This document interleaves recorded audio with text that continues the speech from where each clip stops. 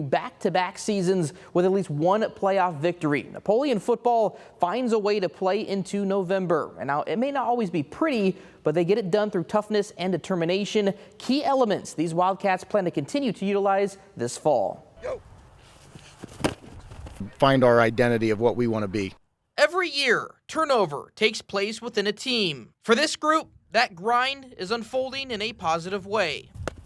This feels like the most complete team. Like, we had holes to fill from the senior class that we lost, and we had guys working all off-season in the weight room, and I think we've filled those spots pretty well. I'm pretty excited. I think we're going to have a pretty good year, pretty solid year. We had a good team, a lot of seniors that are willing to step up and lead the way.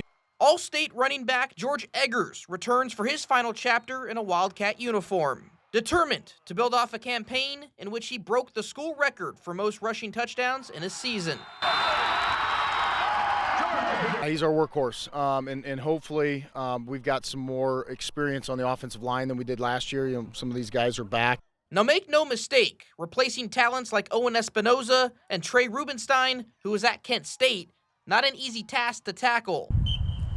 But a challenge this program embraces. When you lose three-year starters like Owen and Trey that have been so integral in our offense and defense, we got to find who's going to be those next guys that are stepping up and being our playmakers. Nate over here, we're going ghost here first. 2 weeks remain before week 1, otherwise known as the River Rock rivalry. You always want to win your first game regardless because it kind of sets the tone for your season, and when it's a game of that magnitude, it makes it even bigger. It has a whole bunch energy is there because that game, we get past that with a win, it's a big boost to the season, the rest of the season.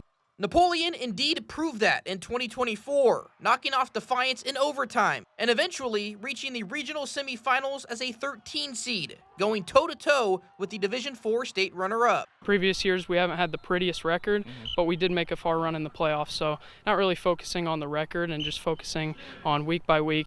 That mentality is why these Wildcats are optimistic for the fall. And this weekend, they get to measure up for the first time, putting their pads to work against Port Clinton. We come out here every day, we're ready to hit, and great chance to finally hit someone that's not Napoleon.